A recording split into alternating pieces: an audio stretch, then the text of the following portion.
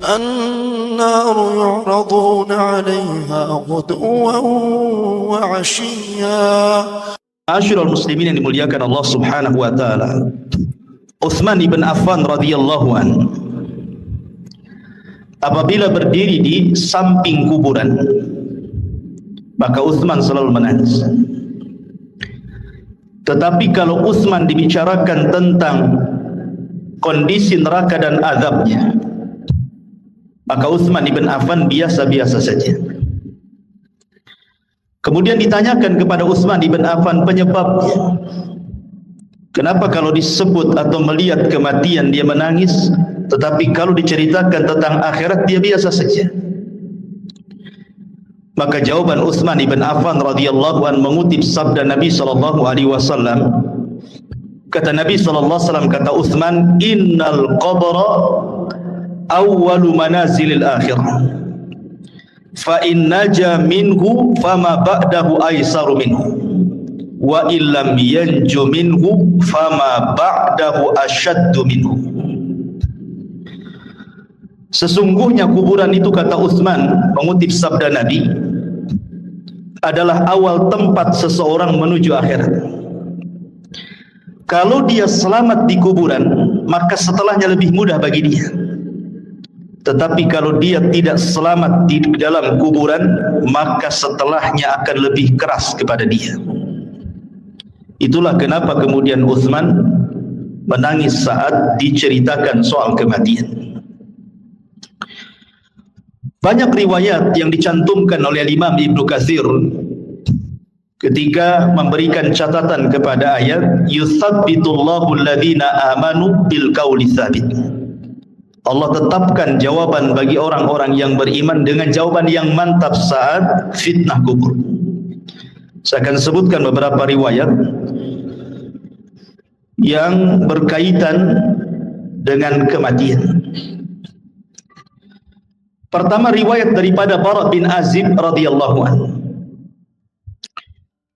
Suatu ketika kata Bara bin Azib radhiyallahu anhu, kami keluar bersama Nabi sallallahu alaihi wasallam mengiringi jenazah seorang laki-laki dari Ansar. Maka ketika galian kubur itu sudah digali dan belum sampai kepada lahatnya, maksudnya lubang kedua dalam kuburan disebut lahat,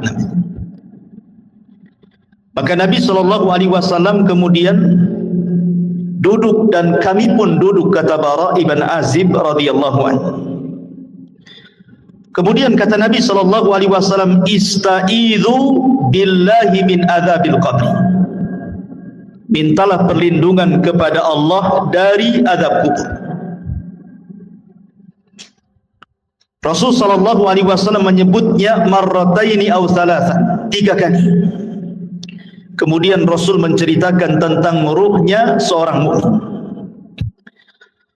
Kata Nabi sallallahu alaihi wasallam, "Innal 'abda al-mu'mina idza kana fi inqita'i minad dunya wa iqbali minal akhirati nazala ilaihi malakun minas sama bidul wujuh ka'anna wujuhahumus syamsu." Apabila seorang hamba mukmin, kata Rasul, ketika dia hendak berpisah dari dunia dan menghadap akhirat, maka turun malaikat dari langit yang berwarna sangat putih sekali. Wajah-wajah malaikat ini sangat putih. Dan yang dimaksud malaikat di sini tentu bukan satu malaikat, bukan malakul maut saja, tidak, tetapi diiringi dengan rusulul maut namanya, pembantu-pembantu malaikat maut, berdasarkan ayat Al-Quran, tawaffathum rusuluna, kami wafatkan dengan mengutus utusan-utusan kami, menunjukkan bukan satu malaikat tetapi banyak malaikat. Tentu banyaknya malaikat ini berdasarkan tugas masing-masing. Malaikat maut itu kan hanya mencabut nyawa saja. Selepas itu kemudian diserahkan kepada malaikat rahmat kalau dia seorang mukmin, atau kepada malaikat azab kalau dia orang kafir atau orang fasik. Lah tentu kondisi seperti ini ikhwan, tidak ada yang tahu kecuali orang yang meninggal. Orang-orang yang menyaksikan di sekitarnya, orang yang sedang nazah itu, tidak ada yang tahu bahwa di situ ada malaikat. Yang tahu hanyalah orang yang sedang nazah saja. Karena sebagian para ulama ketika menjelaskan apakah orang yang meninggal dunia itu mampu melihat malaikat, sebagian ulama mengatakan ya, mereka akan melihat malakul maut.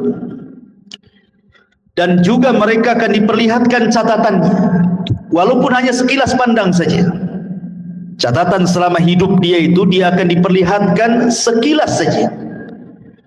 Dan itulah kondisi-kondisi menakutkan, sehingga kenapa Rasul mengatakan saat orang seperti ini tidak boleh mengatakan kecuali kebaikan. Dan inilah doa yang paling mustajab bagi orang-orang yang hidup di sekitarnya. Minta kepada Allah agar orang ini dimudahkan kematiannya. Lah setelah itu kemudian kata Nabi SAW, ma'ahum kafanun min akfanil jannati wa hanutun min hanutil jannah. Pembantu-pembantu malaikat maut ini, sebagian mereka membawa kain kafan dari sorga dan juga minyak wangi dari sorga.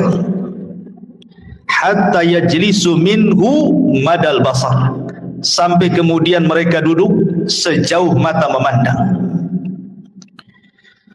Ma'asyiral muslimin yang dimuliakan Allah Subhanahu wa taala,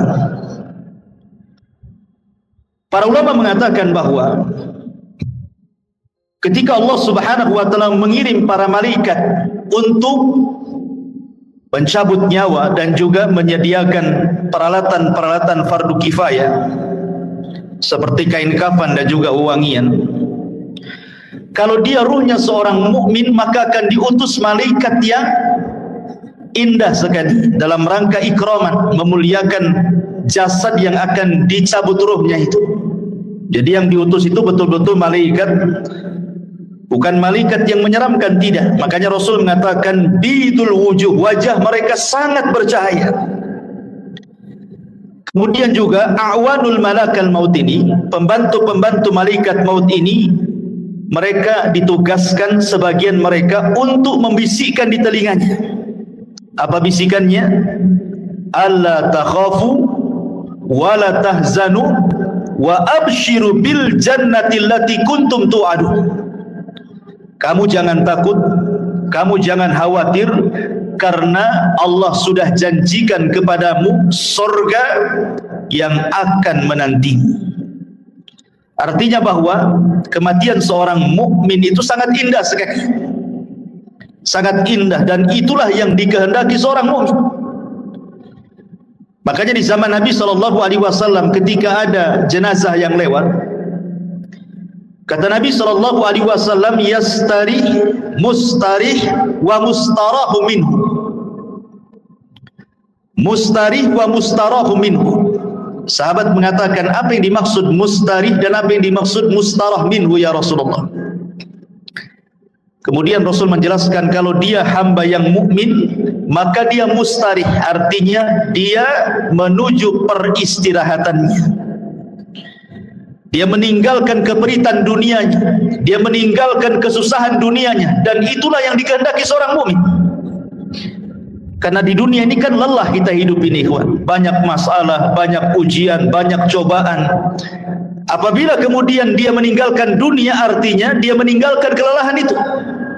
Itu kalau seorang mukmin. Tetapi kata Nabi SAW, kalau dia orang fajir, orang jahat, mustarah minhu. Apa mustarah minhu? Maksudnya bukan dia yang beristirahat, tetapi orang lain beristirahat dari dia. Orang lain senang dengan kematiannya, orang lain mengutuk kematiannya, mendoakan buruk kematiannya, bahagia dengan kematiannya. Itu maksudnya mustarah minhu itu. Jadi seorang mukmin itu memang kematian sangat ditunggu-tunggu, karena memang Nabi SAW yang mengatakan, man ahabba liqa Allah ahabballahu liqa'ah. Barang siapa yang cinta berjumpa dengan Allah, maka Allah pun rindu berjumpa dengan dia. Makanya kenapa diutus malaikat-malaikat seperti ini?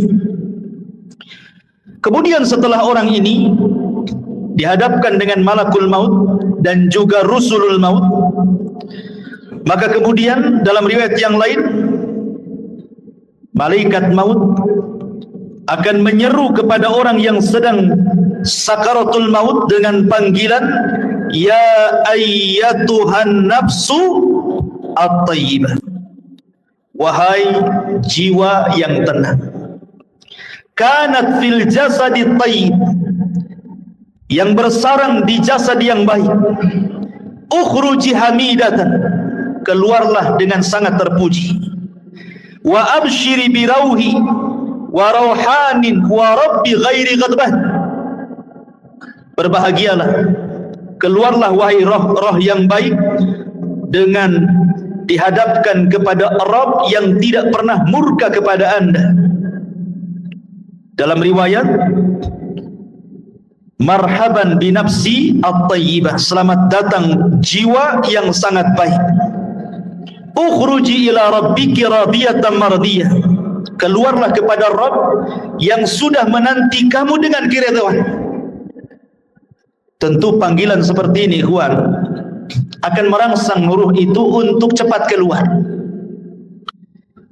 Makanya kalau kita melihat di masyarakat kan, terkadang ada orang yang nazar itu sampai berhari-hari tidak keluar-keluar ruhnya.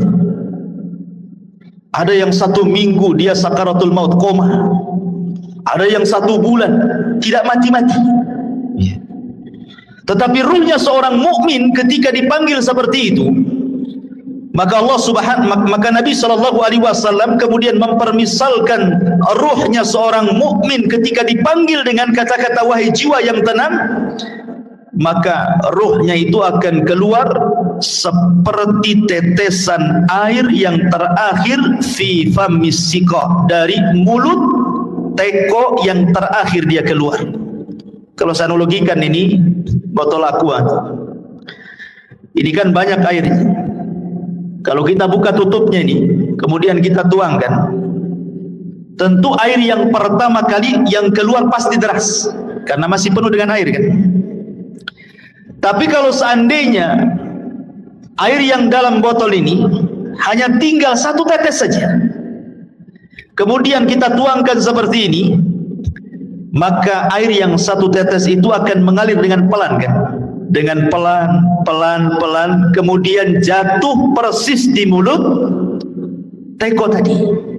Begitulah gambaran Rasul ketika menjelaskan ruhnya seorang mukmin itu keluar seperti tetesan air yang keluar yang terakhir dari mulut teko. Jadi akan lembut, lain dengan kalau kita langsung keluar begini kan langsung deras gitu ya. Tapi kalau tetesan yang terakhir kan lembut keluarnya, pelan, tapi pasti kemudian keluar. Begitulah Rasul menggambarkan ruhnya seorang mukmin apabila dicabut oleh Allah lewat para malaikat maut ini. Ma'asyiral muslimin yang dimuliakan Allah Subhanahu wa taala. Kemudian kata Nabi sallallahu alaihi wasallam, setelah ruh itu dicabut, ingat malakul maut itu hanya mencabut ruh saja, tugas dia selesai sampai di sini. Kemudian setelah itu beralih kepada malaikat rahmat atau disebut dengan rusulul maut namanya. Lah rusulul maut inilah yang kemudian mengambil alih ruh tersebut, kemudian meletakkan di kain kafan yang sudah disediakan dari surga. Kemudian wewangian yang semerbak laksana minyak misik dalam riwayat. Jadi baunya itu membumbung sampai ke langit, sehingga setiap malaikat yang mencium baunya di langit itu, mereka akan bertanya, ruhnya siapa ini? Maka malaikat yang membawa ruh ini akan menyebut nama dengan nama yang dia sukai dipanggilnya di dunia dan mengatakan ruhnya fulan ibnu fulan. Maka semua malaikat di langit memuji ruh ini. Kemudian ruh ini diangkat sampai ke langit pertama. Maka kemudian penjaga pintu langit pertama membuka pintunya, kemudian naik ke langit pertama. Semua malaikat di langit pertama mendoakan ruh ini. Kemudian naik ke langit kedua, seluruh malaikat di langit kedua mendoakan ruh ini, sampai kemudian melewati langit ketujuh. Tidak dijelaskan sampai di mana ruh ini dinaikkan ke langit. Yang jelas dia melewati langit ketujuh. Wallahu alam sampai di mana, karena riwayatnya tidak dijelaskan. Kemudian setelah itu Allah berjumpa dengan ruh ini. Kemudian Allah Subhanahu wa taala katakan kepada malaikat yang membawa ruh ini, kembalikan ruhnya ke dalam jasadnya dengan baik. Catatannya, angkat, letakkan di tempat yang paling tinggi yang disebut dengan Illiyin. Illiyin itu tempat yang paling tinggi yang ada di sorga. Letakkan catatannya di situ. Kemudian ruhnya kembalikan ke dalam jasadnya. Maka kemudian ruh itu ke dalam jasadnya dikembalikan. Lah saat seperti ini, ketika ruh ini diterbangkan ke langit, disitulah manusia sedang memandikan jenazah ini, kemudian mengkafani jenazah ini, kemudian menyolati jenazah ini, kemudian mendoakan jenazah ini, sampai kemudian ke dalam kubur, kemudian meletakkan di liang lahat, kemudian dipendam kuburannya. Jadi saat proses fardu kifayah itulah ruh naik ke langit. Jadi manusia sedang sibuk memandikan, mengkafankan, menyolatkan, menguburkan, maka ruh punya kesibukan sendiri karena dia sedang menghadap Allah Subhanahu wa ta'ala. Lah kemudian ketika selesai sudah penguburan, barulah kemudian ruh itu dihantar kembali ke dalam kuburnya. Lah ketika ruh dengan jasad ini kemudian kembali, disitulah orang yang ada di kubur ini sempat mendengar pembicaraan orang-orang yang di atas kuburan, termasuk suara terompahnya, suara sendalnya, dia mendengarnya. Termasuk apa yang dibicarakan di atas itu dia sempat mendengarnya. Apakah dia sedang menangis, apakah sedang mencela, ataukah sedang memuji, ataukah sedang berbicara tentang hal-hal tentang dia, dia semua dengar. Dan itu berdasarkan riwayat Umar bin Khattab radhiyallahu an pernah bercerita ketika Nabi SAW selesai perang Badar. Kemudian pemimpin Quraisy itu semua mati di perang Badar dan dimasukkan ke dalam sumur yang tidak berpenghuni, yang disebut dengan Qalibu Badri. Kemudian Nabi SAW 3 hari menetap di Badar setelah kemenangannya, mulai dari tanggal 17 Ramadan sampai tanggal 20 Ramadan. Kemudian Nabi SAW menghampiri sumur yang dilempar jasad-jasad para pembesar orang kafir, Abu Jahal, Umayyah, kemudian Al-Walid dan semua pembesar Quraisy yang dimasukkan ke dalam sumur itu. Kemudian Nabi SAW mengatakan dengan menyebut satu persatu namanya, wahai fulan, wahai Abu Jahal, wahai Uqbah, wahai Umayyah, disebutkan satu-satu tuh. Kemudian Rasul mengatakan, hal wajadtu ma wa'adakum haqqa laqad wajadna ma wa'adana rabbuna haqqa, kata Rasul. Wahai Abu Jahal dan para pembesar Quraisy yang lainnya, apakah kalian sudah mendapatkan yang kalian janjikan ketika kalian berada di dunia? Kata Nabi SAW, sungguh kami sudah mendapatkan apa yang Allah janjikan kepada kami hari ini berupa kemenangan. Umar bin Khattab radhiyallahu an ketika itu merasa heran kenapa Rasul berbicara dengan sumur yang di situ jasad-jasadnya pembesar orang-orang Quraisy itu. Kata Umar, ya Rasulullah, bukankah mereka sudah jadi bangkai? Mereka tidak akan mendengar ucapan. Tapi Nabi SAW mengatakan, ya Rasulullah, ketika Umar mengatakan, atukallimu amwatan, kenapa kau bicara dengan orang mati? Maka Rasul mengatakan, wallahi ya Umar, ma antum asma lima aqulu lakum. Kalian tidak lebih mendengar dibandingkan orang-orang yang ada dalam sumur ini kepada ucapanku. Artinya para pembesar Quraisy yang sudah mati, yang sudah dimasukkan ke dalam sumur itu sangat mendengar ucapan Nabi. Dari sini istinbat para ulama bahwa apabila orang masuk ke dalam kuburan, maka dia mendengar saat itu apapun yang dibicarakan orang di atas kuburan itu. Makanya pentingnya kita ini menjadi orang baik. Sebab kalau orang jahat, pasti akan dibicarakan keburukan di atas kuburan, dan itu menakutkan dia dalam kuburan kan gitu. Tetapi kalau yang dibicarakanlah pujian-pujian, tentu akan menenangkan, karena tidak mungkin Allah mengumpulkan dua rasa takut, baik ketika di dunia ataukah ketika di dalam kuburan. Tidak mungkin Allah kumpulkan dua rasa takut. Kalau dia takut di dunia semasa hidupnya, maka dia akan merasa aman di kuburannya. Tapi kalau dia merasa aman di dunia, maka dia akan merasa takut di kuburannya. Lah ketika kemudian dia sempat mendengar suara-suara pembicaraan orang yang di atas kuburan, sampai yang terakhir sandal yang melangkah meninggalkannya, disitulah kemudian orang ini sempat mendengar akhir suara terompah yang meninggalkan jauh sampai di pintu gerbang kuburan. Disitulah Allah subhanahu wa ta'ala kirim amal solehnya.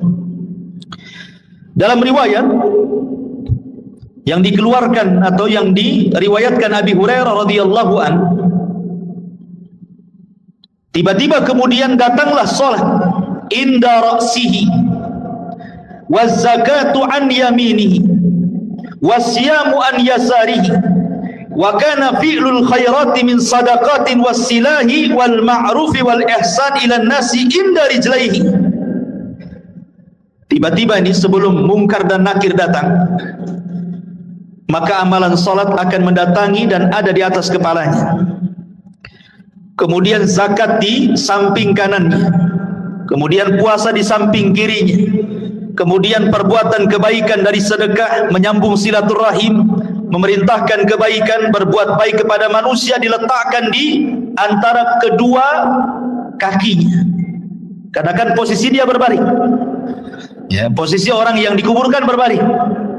Sehingga di arah kepalanya ada sholat, kemudian samping kirinya ada puasa, samping kanannya ada zakat, kemudian di sebelah kakinya ada sedekah, ada silaturahim, ada kebaikan, dan begitu seterusnya. Dan amalan-amalan ini menjelma sebagai manusia. Jadi amalan-amalan soleh itu, salat akan menjadi manusia, kemudian zakat akan menjadi manusia, dan akan mengelilingi dia dalam kuburannya. Sehingga kemudian ketika mungkar dan nakir ini datang, kemudian hendak membentak dengan fitnah kubur, dengan pertanyaan-pertanyaan kuburannya dari arah kepalanya, maka amalan yang ada di kepalanya, amalan solatnya akan mendorongnya dan mengatakan, ma qibali madkhal, tidak ada jalan lewat sini. Kemudian yang ketika malaikat mungkar dan nakir akan bertanya dari sebelah kirinya, maka akan didorong oleh amal soleh sebelah kirinya dan mengatakan, ma qibali madkhal, tidak ada jalan kau untuk bertanya kepada orang ini. Dan begitu seterusnya. Setiap kali malaikat mungkar dan nakir bertanya ini dari arah mana saja, maka kalian dilindungi oleh amal solehnya. Subhanallah ikhwan. Ya. Sehingga malaikat yang akan memfitnah kubur ini kebingungan harus bertanya dari arah mana. Ya. Makanya kemudian disebutkan dalam riwayat ini, fayajlisu wa qad tamatsalat lahu asy-syamsu wa qad danat lil ghurub fayuqalu lahu akhbirna amma nas'aluka fayaqulu da'uni hatta usalli. Ketika kemudian malaikat maut atau malaikat mungkar nakir hendak bertanya, tiba-tiba tidak digubris, tidak direspon oleh orang ini dan mengatakan, jangan tanya saya hendak sholat. Dia kepikiran ingin sholat. Bayangkan, ruhnya seorang mukmin yang ada dalam kubur itu masih kepikiran ingin sholat dan mengatakan, da'uni hatta usalli, jangan dulu kau tanya aku sampai aku laksanakan sholat ketika. Padahal sudah tidak ada sholat lagi di kuburan. Tapi begitulah ruhnya seorang mukmin, semangat ibadahnya itu sampai dalam kuburan. Akhirnya kemudian dia pun didudukkan dengan cara baik, kemudian juga ditanya dengan cara baik masalahnya. Dalam sebuah riwayat bahwa malaikat mungkar dan nakir ini saat bertanya kepada ruhnya orang yang beriman ini, Kata Nabi SAW bahwa bentuknya ini memang luar biasa, sangat menakutkan. Di mana suaranya kalbarki, suaranya malaikat mungkar dan nakir itu seperti petir, menggelegar. Kemudian juga ucapannya seperti kilat dan wajahnya sangat menakutkan. Dari sini ikhwatu fiddin, pertanyaan semudah apapun dalam kondisi takut pasti akan sulit dijawab, kan? Anda saya tanya dengan pertanyaan-pertanyaan, tetapi kemudian setelah itu saya bunuh Anda. Umpamanya saya letakkan pistol di kepala, kemudian saya tanya dengan beberapa soalan. Ketika rasa takut menguasainya, soalan semudah apapun akan sulit dijawab. Akan sulit dijawab. Ini kan soalan-soalan yang ma'ruf kita dengar di dunia. Siapa Rabbmu? Kita katakan Allah. Siapa Nabimu? Kita katakan Muhammad. Apa agamamu? Kita katakan Islam. Itu kan mudah. Mudah soalan ini. Tetapi dalam kondisi takut ikhwatu fiddin, walaupun soalan-soalan ini mudah dijawab, belum tentu orang bisa menjawab. Karena memang suara malaikat ini yang bertanya kepada orang ini luar biasa. Suaranya seperti kilat menggelegar, wajahnya menakutkan. Disinilah Allah Subhanahu wa ta'ala berikan hidayah kepada ruhnya seorang mukmin, kepada hamba seorang mukmin, dan Allah katakan yusabbitullahu alladhina amanu bil qauli tsabit. Allah akan tetapkan jawaban orang-orang yang beriman dengan jawaban yang mantap. Jadi yang menjawab itu adalah ketetapan dari Allah, taufik dari Allah, bukan kita. Kan dalam kondisi takut kita tidak bisa jawab, ya. Tetapi hamba yang beriman ditolong dalam kuburannya, sehingga Allah Subhanahu wa ta'ala arahkan jawabannya, sehingga setiap ditanya dia sanggup menjawab. Dan ketika dia sanggup menjawab itulah Allah Subhanahu wa ta'ala memberikan rekomendasi dari langit dan mengatakan ang sadaqa abdi, hambaku telah benar. Ketika sudah dikatakan hambaku telah benar, mungkar dan nakir pun sudah pergi, tiba-tiba Allah katakan bentangkan kuburannya sejauh mata memandang. Bentangkan kuburannya sejauh mata memandang. Berikan cahaya dalam kuburannya. Bukakan pintu dari sorga. Hantarkan minyak wangi dari sorga, pakaian, minuman dari sorga, suasana dari sorga, hantarkan ke dalam kuburannya. Itulah yang disebut dengan nikmatul kubur namanya. Nikmat kubur. Ma'asyiral muslimin yang dimuliakan Allah Azza wa Jalla. Aisyah radhiyallahu anha pernah menceritakan suatu ketika masuk nenek-nenek Yahudi ke rumah Aisyah radhiyallahu anha.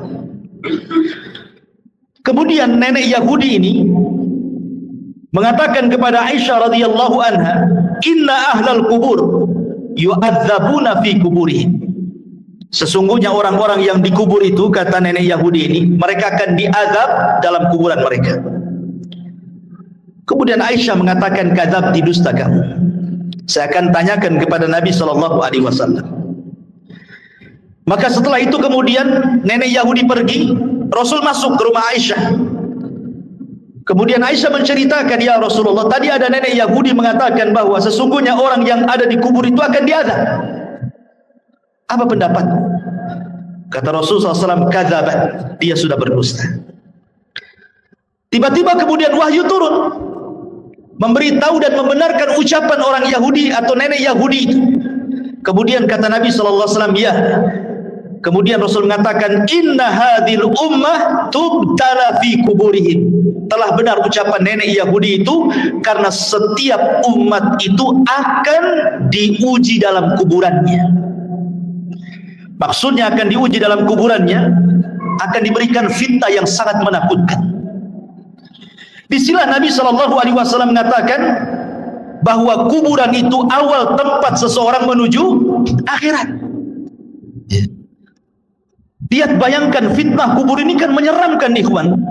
Di mana suara malaikat menggelegar seperti petir, kemudian lisannya seperti kilat, wajahnya menakutkan. apakah kita sanggup melewati fitnah kubur ini?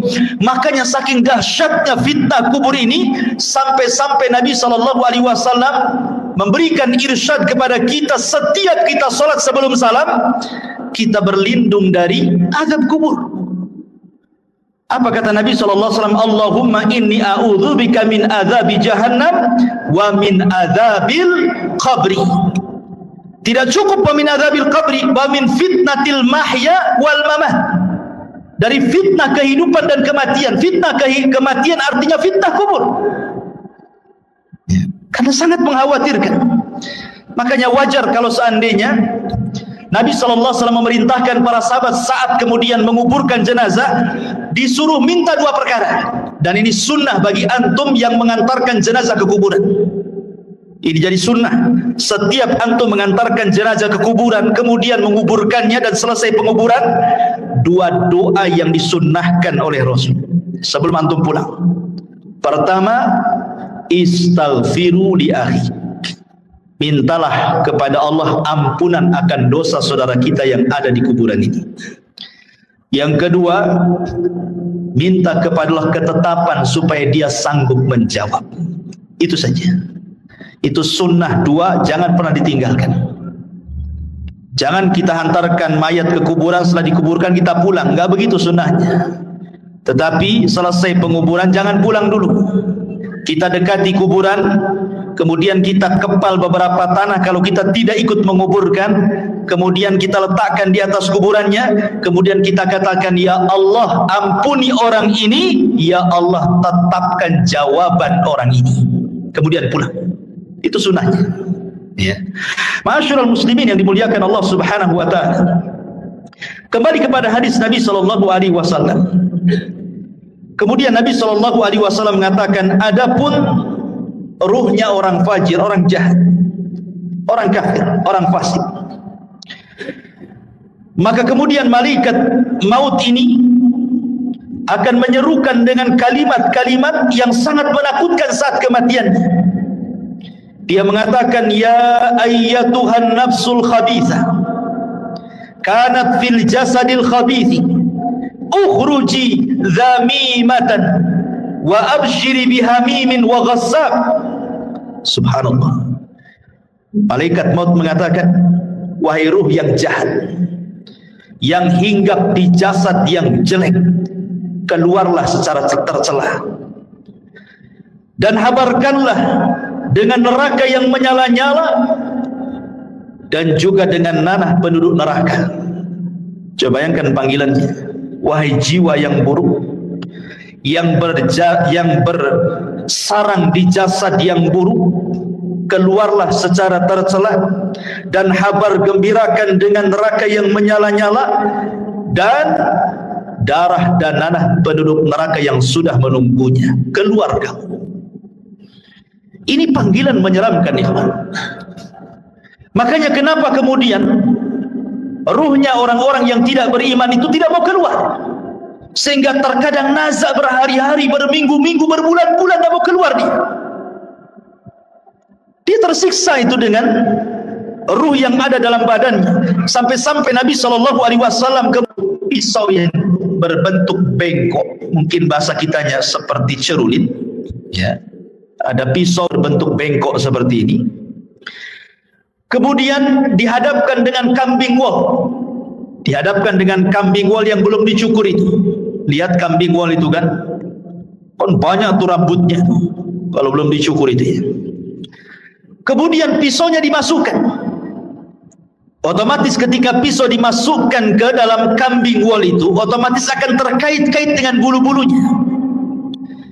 Setelah terkait-kait dengan bulu kambing wol itu, kemudian disiram. Anda bisa bayangkan, akhirnya kemudian makin lengket dengan pisau itu. Kemudian setelah lengket dengan pisau, kemudian kata Nabi SAW, pisau itu kemudian ditarik dengan cara paksa. Kira-kira apa yang terjadi? Akan merontokkan setiap bulu-bulu kambing wol itu. Maknanya ketika ruhnya orang fasik, orang fajir, orang kafir dicabut itu, maka akan merontokkan seluruh persendiannya. seluruh tulang-tulangnya, dan dia akan menjerit. Tidak ada yang tahu rasa sakitnya kecuali Allah, dan jeritannya tidak ada yang mendengar kecuali binatang. Manusia tidak dengar, tetapi para binatang tahu. Dan tidak ada yang bisa merasakan rasa sakit seperti itu kecuali Allah yang tahu rasa sakitnya. Jangan lagi orang fasik, ikhwan, orang yang beriman saja. Kata Nabi SAW, wa inna fil al-mauti la saqarat. Dalam kematian itu kan ada keperitan, ada rasa sakit. Setiap orang pasti merasakannya. Nabi saja merasakannya. Tetapi rasa sakit yang diderita seorang mukmin saat kematian itu adalah, boleh jadi itu akhir penggugur dosa dia. Tapi rasa sakit yang diderita orang fajir, orang fasik, orang kafir, boleh jadi itu awal azab saat kematiannya. Ma'asyiral muslimin yang dimuliakan Allah Azza wa Jalla. Kemudian setelah itu ruh itu keluar, apa yang terjadi? Kata Nabi SAW, maka dia sudah disediakan kain kafan dari neraka. Kain kafan dari neraka itu artinya ini bukan kain kafan biasa, kain kafan yang penuh dengan api, dengan bau busuk penduduk neraka yang melambung ke langit. Ketika para malaikat itu mencium baunya, semua membencinya, semua mengutuk dan melaknatnya. Ini ruhnya siapa? Bau sekali. Tidak ada yang memuji ruh ini. Sehingga ketika betul-betul Rasulul Maut ini mengangkat ruh itu dalam kain kafan di neraka sampai membumbung ke langit, apa yang terjadi? Tidak ada satu pun pintu langit yang mau dibuka. Lihat bahasa Al-Quran. Allah Subhanahu wa ta'ala mengatakan dalam surah Al-A'raf ayat 40, la tufattahu lahum abwabus sama wa la yadkhuluna al-jannah hatta yalijal jamalu fi sammil khiyam. Pintu-pintu langit tidak ada yang dibuka, satu pun. Bahkan mereka tidak akan masuk ke dalam sorga sampai ada cerita unta masuk ke lubang jarum. Bagaimana mungkin unta yang sangat besar masuk ke lubang jarum? Lubang jarum itu kecil, unta itu besar. Artinya bahwa selubang jarum pun pintu langit itu tidak akan dibuka, dan dia tidak akan menembus walaupun hanya langit pertama. Kemudian setelah itu Allah Subhanahu wa ta'ala hanya berfirman kepada ruh yang jelek ini dan mengatakan, letakkan catatannya fi sijin. Sijin ini tempat di bawah dasar bumi. Kenapa tidak diletakkan di lapisan bumi pertama, kedua, ketiga sampai ketujuh? Sebagian ulama mengatakan bumi menolak catatan amalnya. Bumi saja menolak. Di mana lapisan bumi pertama menolak untuk diletakkan catatannya, kemudian turun lagi ke lapisan kedua menolak juga, lapisan ketiga menolak juga, sampai lapisan bumi yang terakhir menolak juga.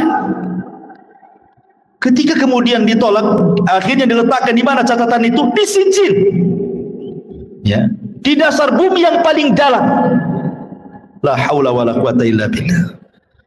Kemudian kata Allah Subhanahu wa ta'ala dalam Al-Quran, wa man yushrik billahi faka'annama kharra minas sama fatakhtafuhu at-tayru aw tahwi bihi ar-rih fi makanin sahih.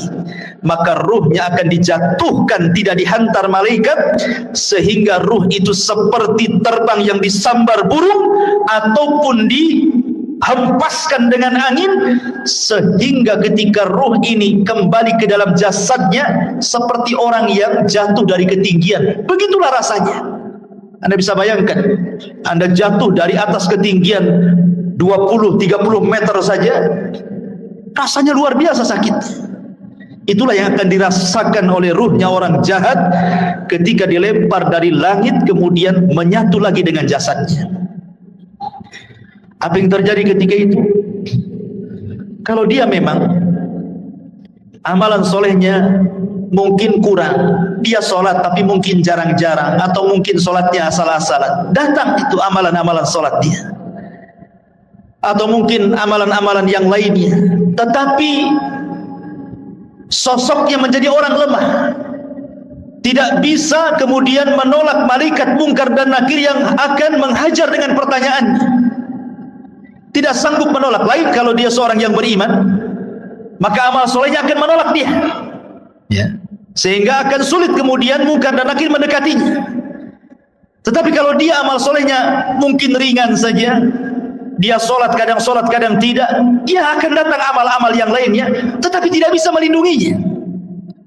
Sehingga dengan mudah mungkar dan nakir itu dalam kondisi sudul wujuh, kata Rasul, sangat buruk sekali wajahnya, hitam kelam.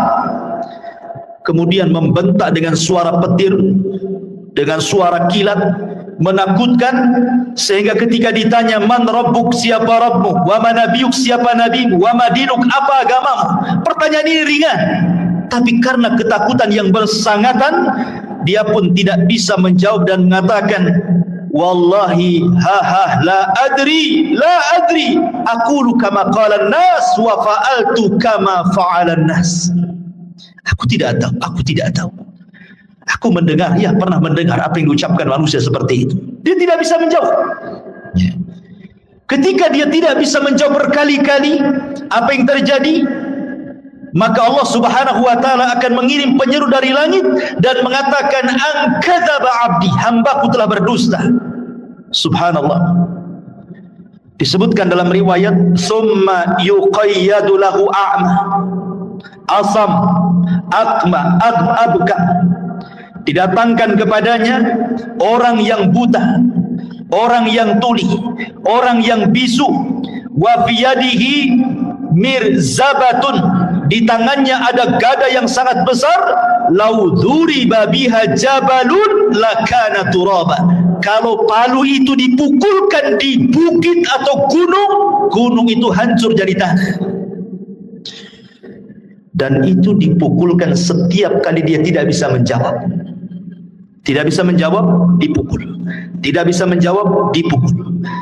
Yang kalau dipukulkan, lau dzuriba biha jabalun, kata Rasul, kalau pukulan itu diletakkan di gunung batu, lakana turaba, gunung itu akan menjadi turab, tanah, hancur berantakan. Bagaimana kalau dipukulkan kepada manusia? Mengerikan, ikhwatul fiddin yang dimuliakan Allah Azza wa Jalla. Maka ketika itu kemudian Allah Subhanahu wa taala katakan, sempitkan kuburannya sesempit-sempitnya. Kemudian bukakan pintu neraka kepadanya. Hantarkan hembusan-hembusan panah dari neraka ke dalam kuburannya. Kemudian dia pun mendapatkan azab kubur yang nanti saya akan jelaskan seperti apa azabnya. Tapi kita kembali kepada pembahasan awal, ruhnya seorang mukmin. Masyarul muslimin yang dimuliakan Allah Azza wa Jalla, ketika ruhnya seorang mukmin sudah selesai dari fitnah kubur, maka Nabi sallallahu alaihi wasallam menjelaskan, fayuqalu lahu unzur ila maq'adika minan nar. Tiba-tiba ketika dia sedang duduk selesai dari fitnah kubur, tiba-tiba dibentangkan di sebelah kirinya gambaran neraka yang sedang menyala-nyala, diperlihatkan neraka.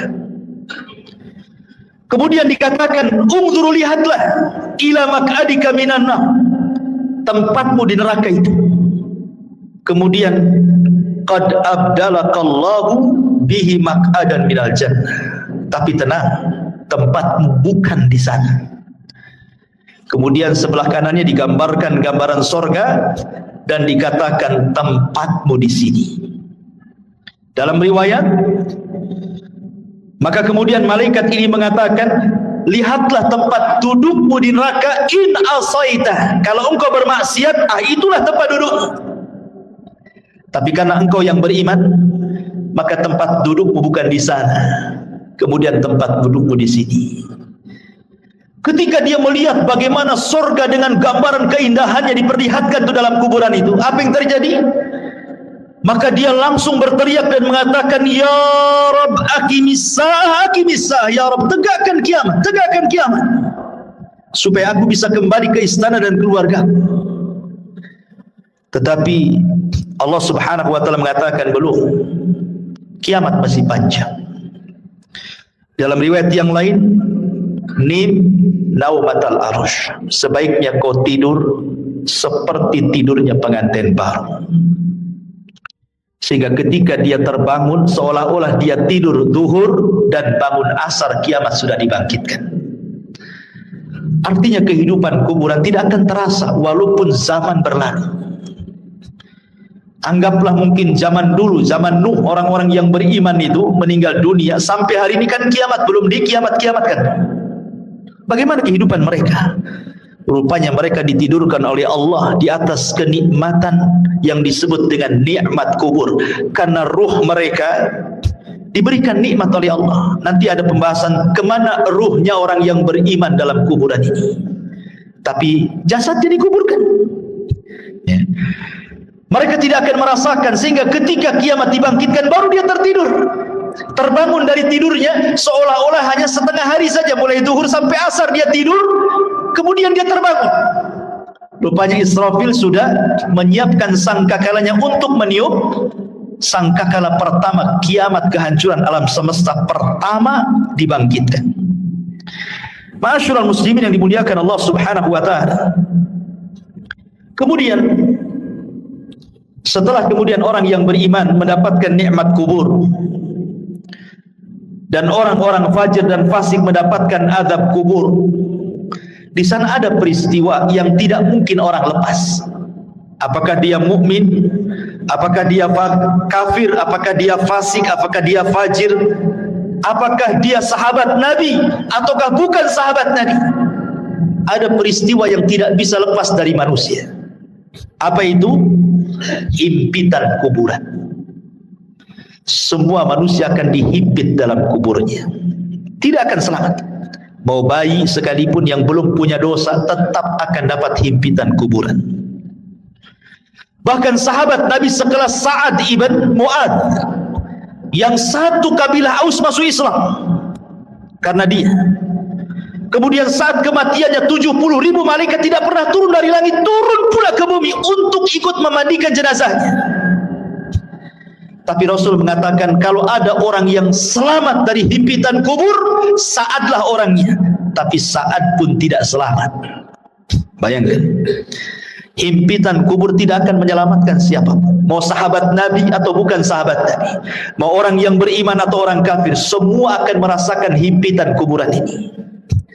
Tapi sebagian para ulama membahas, tentu akan ada perbedaan himpitan bagi orang yang beriman dengan himpitan bagi orang kafir atau fasik. Sebagian ulama mengatakan, adapun himpitan bagi orang yang beriman itu seperti ibu memeluk anaknya. Rasa kasih sayang seorang ibu kepada anaknya, seperti itulah bumi ketika menghimpit, laksana seorang ibu memeluk anaknya. Karena kita ini dari tanah dan akan kembali kepada tanah. Jadi tanah itu seperti ibu bagi kita. Sehingga ketika himpitan tanah itu menghimpit setiap jasad orang yang beriman, maka tidak akan merasakan rasa sakit sedikit pun, karena itu bentuk sayang seorang ibu kepada anak. Tetapi kalau yang dihimpit itu orang kafir, orang fasik, orang fajir, orang jahat, maka dia akan merasakan sakit yang luar biasa. Dia akan menjerit-jerit, semua tidak ada yang mendengar kecuali binatang jeritannya, karena akan mematahkan semua tulang, persendian dan begitu seterusnya.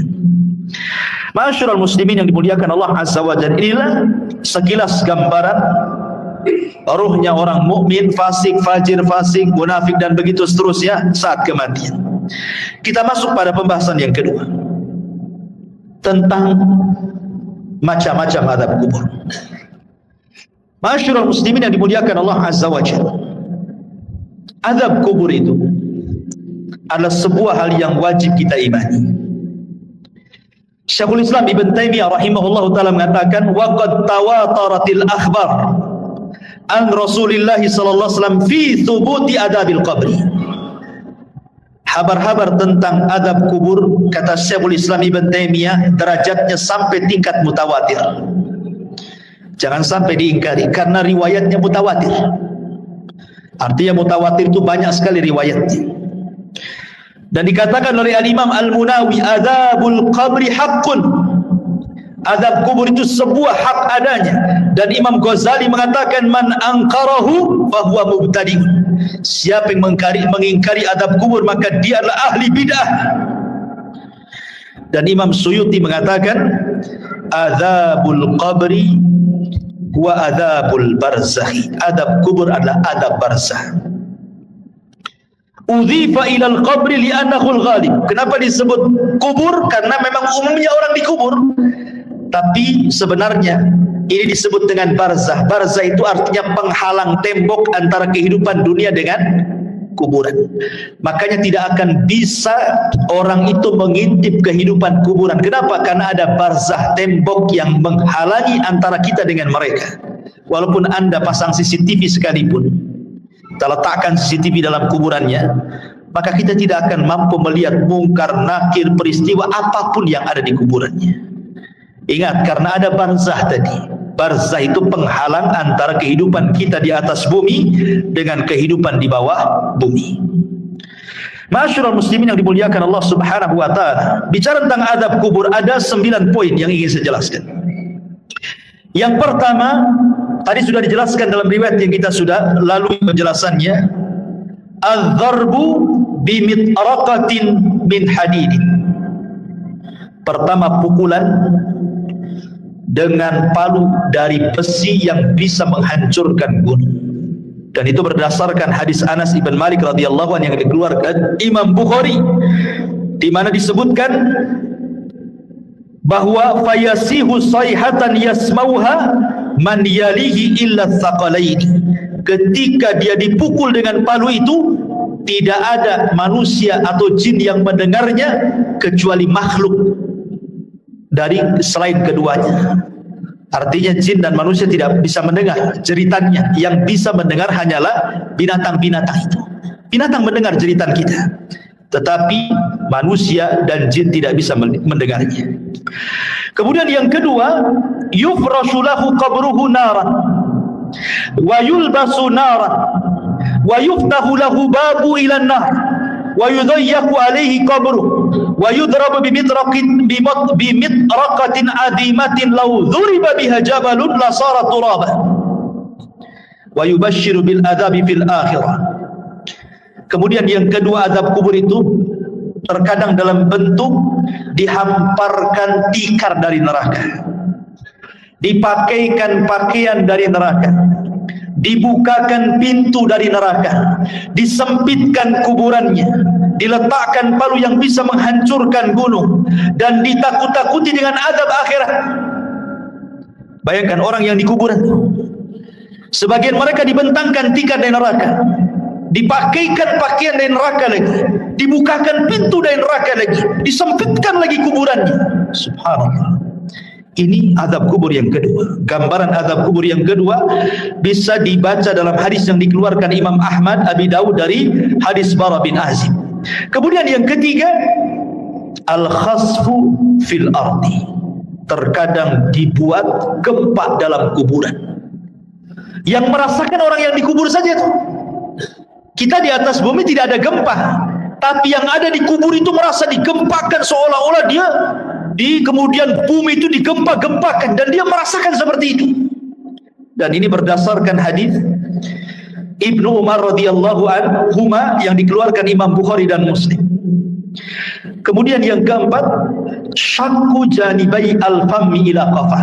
Terkadang datang malaikat yang menakutkan, kemudian membawa cerulit yang sangat tajam, kemudian dimasukkan ke mulutnya, kemudian diiris sampai ke tengkuknya. Jadi tarik, dimasukkan pisau itu ke mulutnya, kemudian ditarik sampai ke tengkuknya. Naudzubillah. Atau terkadang radkhur ra'si bil hijarah. Ada malaikat yang membawa batu besar, kemudian orang itu dibaringkan, kemudian dibentur-benturkan kepalanya. Kalau hancur nih, dikembalikan lagi kepalanya menjadi bentuk baru, dihancurkan kembali, dan begitu seterusnya. Terkadang al-harqu fi tannuri minan nar, disediakan satu mangkok, satu bejana yang sangat besar, isinya air yang mendidih dari api neraka, kemudian digorengkan di dalamnya. Atau terkadang as-sibahatu fi nahri min damin ma'adh-dharbi bil hijarah. Tiba-tiba kemudian dia dihadapkan dengan sungai, semuanya bentuk darah. Kemudian dia diletakkan di tengah-tengah sungai darah itu. Kemudian dia akan berenang, tidak bisa ke pinggir, karena setiap ke pinggir maka akan dipukulkan batu yang sangat besar ke mulutnya, sehingga dia akan berputar-putar sampai mati hidup lagi, dan begitu seterusnya. Dan 4 poin ini berdasarkan hadis Bukhari yang dikeluarkan atau yang diriwayatkan oleh Samurah ibn Jundab radhiyallahu anhu. Kemudian yang nomor 8, ishti'alul malil masruq minal ghanaim ala sahibi.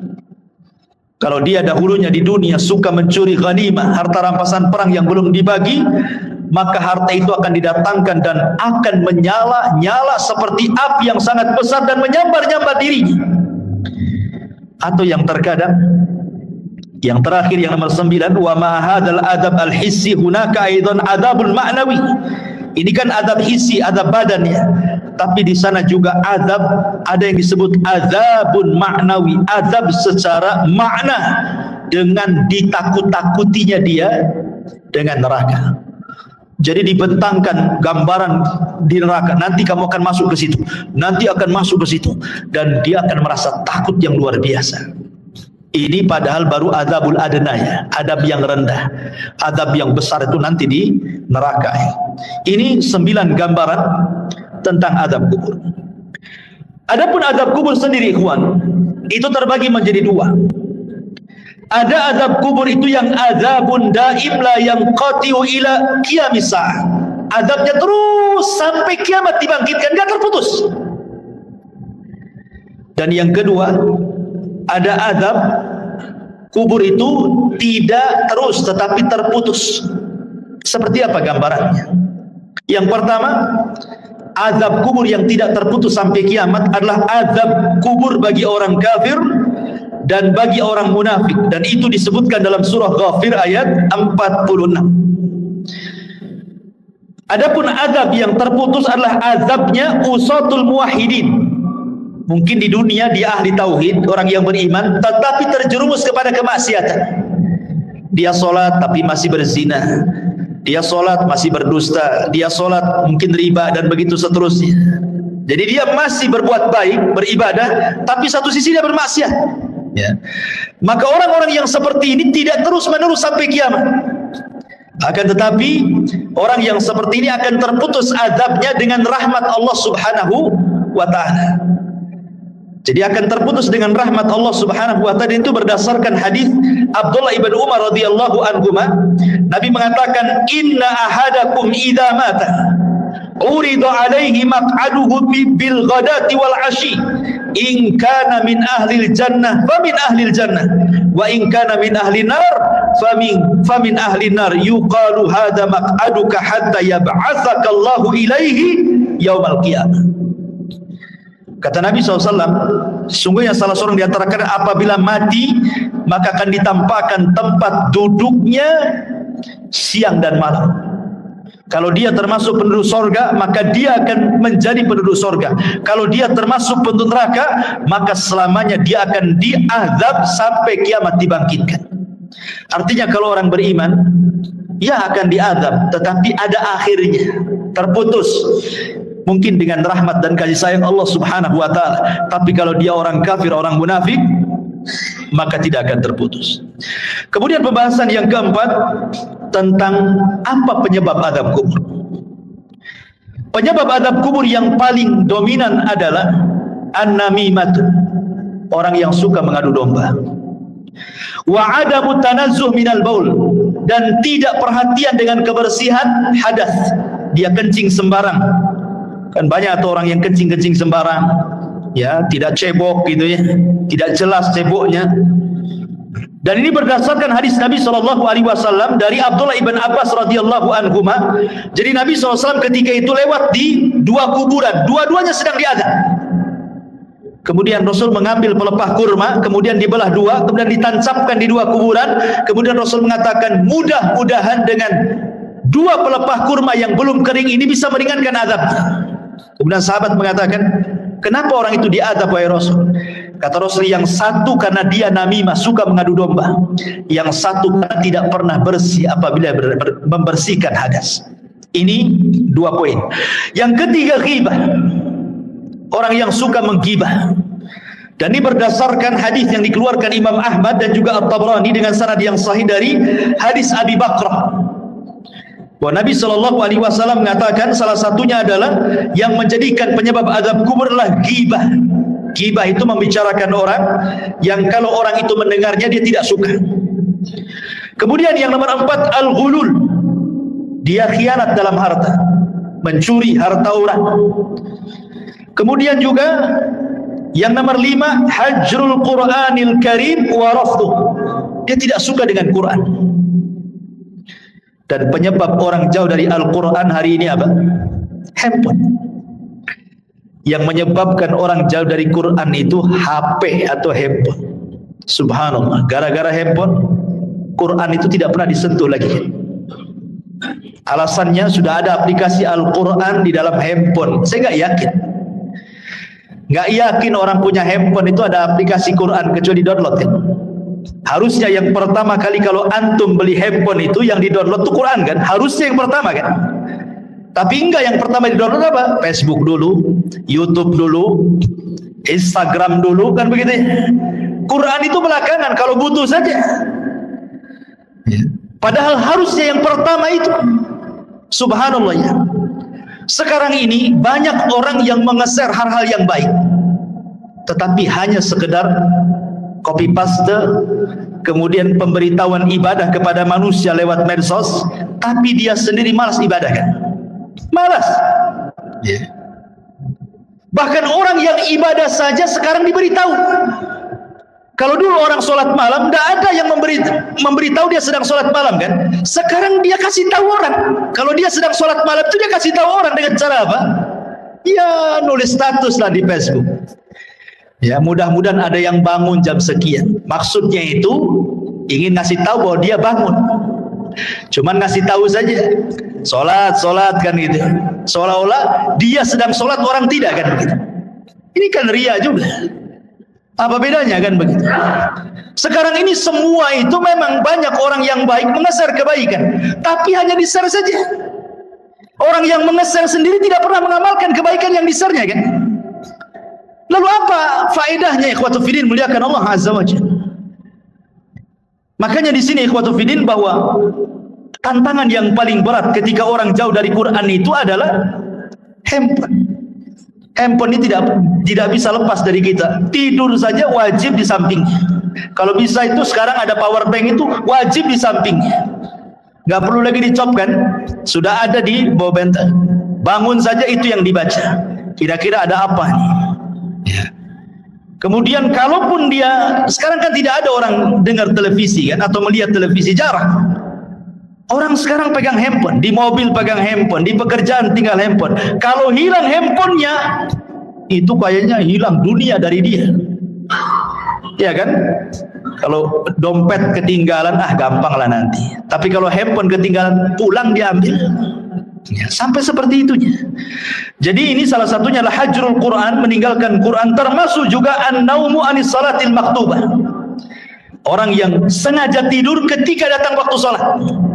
Dan itu berdasarkan riwayat yang dikeluarkan ataupun dari sahabat Samurah ibn Jundab radhiyallahu an, Nabi SAW mengatakan ammal ladzi yuslagu ra'suhu bil hajar fa innahu ya'khudul Qur'an fayarfadhuhu wa yanamu anis salatil maktubah.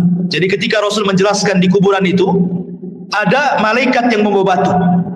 Kemudian ada yang terlentang, kemudian dibenturkan kepalanya sampai hancur. Kemudian malaikat ini pergi hendak mencari batu yang lain. Kemudian ketika datang batunya yang baru, rupanya kepalanya sudah kembali menjadi normal. Dibenturkan lagi, kemudian cari batu lagi, dan begitu seterusnya. Kemudian Rasul menjelaskan bahwa adapun kenapa adab orang ini seperti ini, pertama karena dia tidak pernah membaca Quran, yang kedua karena dia tidur saat datang waktu sholat. Nah ini yang keenam. Kemudian yang ketujuh al-kadhib, orang yang suka berdusta. Dan sekarang dusta ini paling mudah dilakukan dengan medsos. Sekali lagi kembali ke medsos, apalagi musim politik. Hari-hari musim politik ini jangan nge-share asal-asalan. Karena terkadang untuk menjatuhkan lawan, terkadang menyebarkan berita hoax.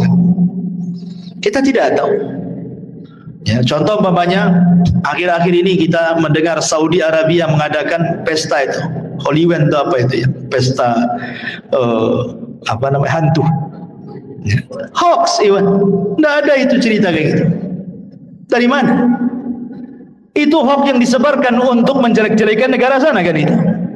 Itu kan sedang membuka festival apa? Ya, ceritanya begitu.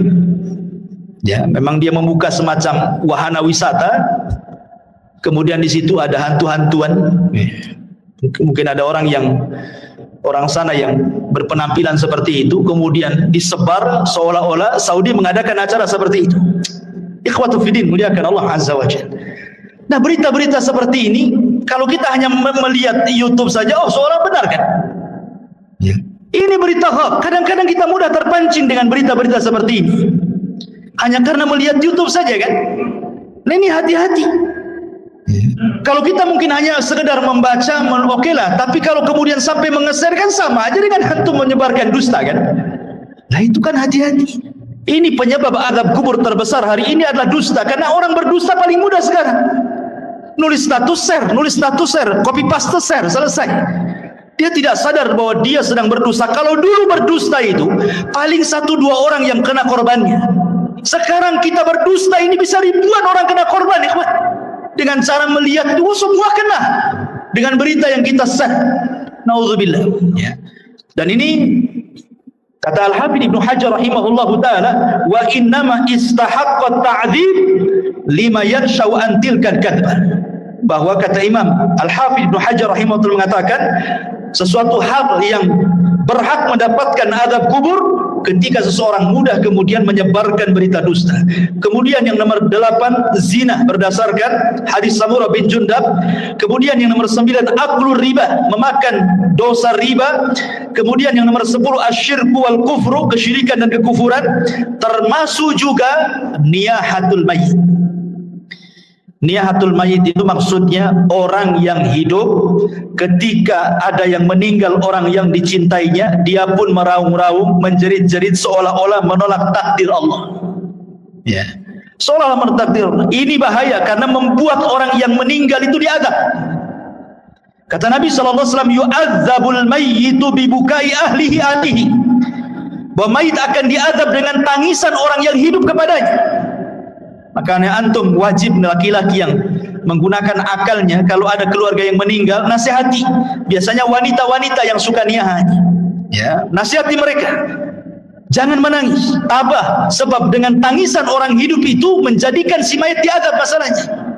Nah, ini juga termasuk daripada azab kubur. Dan banyak sekali.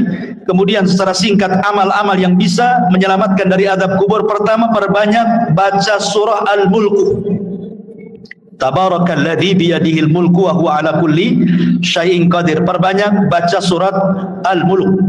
Kemudian yang kedua, perbanyak amal saleh. Kemudian yang ketiga, berdoalah agar kita diwafatkan di hari Jumat. Berdoa kepada Allah agar kita diwafatkan di hari Jumat dan kita bersabar saat ditimpa sakit. Kalau seandainya kita sabar saat sakit kemudian meninggal, boleh jadi itu husnul khotimah. Karena saat-saat orang sakit itu biasanya setan lebih dekat dibandingkan saat dia sembuh. Ingat, orang sakit itu lebih dekat dengan setan dibandingkan dengan Allah. Karena biasanya kalau orang sakit, ikhwan, apalagi kalau sudah bertahun, itu biasanya mudah putus asa. Terkadang di antara mereka lah sudah lebih mati saja daripada nyusahkan orang hidup. Ya, atau terkadang menolak takdir, kenapa saya terus yang sakit, kenapa kok gak disembuh-sembuhkan, kemudian bayangannya macam-macam, akhirnya malas ibadah. Ya, kemudian juga istiqomah, dan istiqomah ini berat, ya, tetapi inilah yang bisa menyelamatkan dari azab kubur. Kemudian juga al-mautu bimurabitan fi sabilillah, kematian saat menjaga perbatasan saat jihad. Kemudian juga yang paling penting berdoa kepada Allah Subhanahu wa taala dan senantiasa mengamalkan ketakwaan kepada Allah, dan yang paling penting lagi menjauhi sebab-sebab azab kubur yang tadi saya sebutkan tadi, ya, dusta, namimah dan begitu seterusnya. Tapi pembahasan yang terakhir bicara tentang ruh. Kemana ruh saat manusia sudah selesai pertanyaan mungkar dan nakir, artinya selesai fitnah kubur. Berarti masuk ke nikmat dan adab kubur kan itu. Kemana ruh ini saat nikmat ataupun adab kubur? Baik. Masyarul muslimin yang dimuliakan Allah Subhanahu wa taala. Al-Imam Ibnu Qayyim rahimahullahu taala, beliau mengatakan dalam kitabnya Ar-Ruh, pembahasan di mana ruh ini. Pertama kita akan bagi tentang ruh ini. Ruh para nabi. Pertama, ruh para nabi. Ruh para nabi tentu berada fi a'lal illiyin, berada di tempat yang paling tinggi yang disebut dengan rafiqil a'la. Karena Nabi SAW ketika meninggal dunia, kemudian malaikat maut mengatakan kepada Nabi dua pilihan, apakah engkau mau hidup terus di dunia dengan kegemilangan kemenangan yang sudah diraih, ataukah mau menyusul teman-temannya di tempat yang paling tinggi di surga? Maka Rasul mengatakan, Allahumma ila rafiqil a'la, saya memilih ke tempat yang paling tinggi di surga. Jadi ruhnya para nabi berada di rafiqil a'la. Kemudian yang kedua, arwahus syuhada, ruhnya para syuhada, orang-orang yang mati syahid. Allah Subhanahu wa taala mengatakan dalam surah Al-Imran ayat 169, wala tahsabanna alladziina qutilu fi sabilillahi amwatan bal ahya' inda rabbihim yurzaqun. Jangan kau sangka orang yang mati di jalan Allah itu mati, tidak, mereka hidup. Mereka mendapatkan rezeki di sisi Allah Subhanahu wa taala. Abdullah bin Mas'ud radhiyallahu anhu ketika bertanya tentang ayat ini kepada Nabi sallallahu alaihi wasallam, di mana ruhnya para syuhada? Maka Rasul mengatakan, arwahuhum fi ajwafi tairin hadarin laha qanadilun mu'allaqatun bil arsy. Jadi ruhnya para syuhada berada di kendil-kendil, dibawa oleh ketiak burung sorga, kemudian diletakkan digantungkan di arsy Allah Subhanahu wa taala. Jadi ruhnya para syuhada berada di kendil-kendil yang dibawa terbang oleh burung-burung, kemudian digantungkan di bawah arsy. Ini ruhnya para syuhada. Kemudian yang ketiga, arwahul mu'minin salihin, ruhnya orang-orang yang beriman yang saleh. Maka takunu tuyuran ta'alluqus syajaril jannah. Maka ruhnya orang-orang yang beriman yang saleh, mereka akan digantungkan di pohon-pohon surga. Mereka akan digantungkan di pohon-pohon surga. Adapun yang keempat, arwahul usad, ruhnya orang-orang yang ahli maksiat. Dia orang Islam tapi ahli maksiat, berzina, berdusta, berjudi dan begitu seterusnya. Dia orang Islam tapi usad ahli maksiat. Maka dijelaskan bahwa mereka tetap ditahan dalam kuburan, karena mereka tidak bisa keluar dari kuburannya dan mereka merasakan adab kubur. Mereka tidak bisa keluar dari kuburan. Kemudian juga yang nomor 5, Imam Ibnu Qayyim rahimahullah ta'ala mengatakan, masih membahas tentang usad, maksudnya orang yang ahli maksiat. Minhum man yakunu mahbusan ala babil jannah, kama fi haditsil akhar, ra'aitu sahibakum mahbusan ala babil jannah.